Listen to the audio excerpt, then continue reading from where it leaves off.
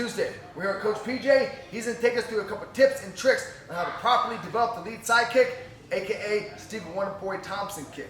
Okay, so one thing though, when it's on the kick show, what I like to do is have my guys put their arms through the actual straps here, both arms through, and just holding your chest as if you're holding a baby. Just nice and tight, and keep your mouth closed. One thing I noticed when I was doing these kicks here with PJ, when I lift my mouth open and he sidekicked me, my jaw shattered. Try to avoid that. Coach PJ, all right, here's some tips, Ninja. Hey, see what you got. So, most important on the sidekick is going to be the base of the sidekick. That's going to be the pivot itself. You kind of have a half pivot or your foot pointed forward. The heel actually has to be towards your target. So, pivot, hips, you're going to drive off that pivot forward into the sidekick. You can't leave your hips leaning back because what happens is you actually kick and fall forward, so you have to commit. So we're going to get the full pivot, pick it up to the chamber position, and that's what's going to allow me to pick it up and sidekick through the back, and or the shield itself. So the next thing is going to be your chamber position. The chamber position requires a little bit of flexibility, hip dexterity. So it cannot be here. This is actually from not being flexible at all and not having good muscles within your legs and your glutes. Chamber position is actually tabletop to create a bow and arrow through your target. So, fighting position, pivot, chamber, kick through the pad. So once more, pivot, chamber position, kick through the back. Now the next thing is going to be the bow and arrow effect. The bow and arrow, pulled back, release. First piece of the bow and arrow is going to be your chamber position where you take your knee to your chest. If you take your knee to your chest, this is a compressed spring. You're going to bring your heel into the target, here to here as you release. Easy enough? So, pivot, chamber position, side kick with your heel into the target. Now, some martial arts, they do it with the blade of their foot. That may cause some problems. The blade of your foot is actually a lot softer than your heel being the hardest part of your foot. So again, pivot, knee up, tabletop, drive your heel into the target. Now, recoil or follow.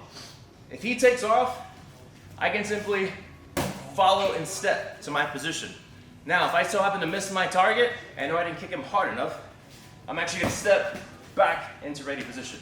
So there's going to be your recoil or your follow. Now the setup, we will use Stephen Wonderboy Thompson. What he does is a lot of bouncing. What he does in the bouncing, he pumps. Now as he pumps, that back foot goes to pivot, pendulum, side kick. So again, it doesn't matter where the hands are. It's just entry, exit, entry, exit, entry. There you go.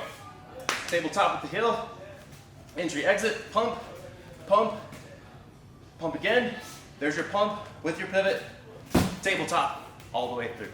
Those are solid. Now, the importance of the side kick, I would say, in my personal opinion, is rated the highest percentage in power. You can relate to Bruce Lee. Bruce Lee having the hardest side kick to this present day.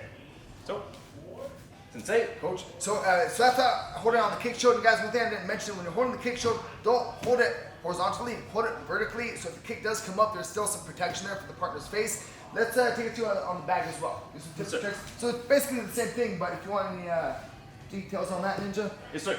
So the bag, obviously, is going to be stationary. Now, majority of questions, first off, is how far do I need to be for the side kick? Easy enough. It's the same as a rear tee.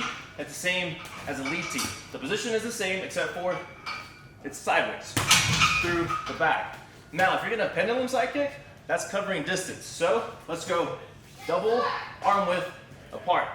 This will allow you to step through, pivot, side kick through the back with your heel. Again, step with the bag, double arm width apart, step through, pivot, side kick through the back, heel only, no toes, no blade. Sensei? Coach, there are some tips and tricks on the proper side kick, but did you know I started took up ortho and then came back southpaw? That's called being a ninja. Coach, thank you, sir. Sir. Side kick tips and tricks, Technique Tuesday, ninjas. Enjoy.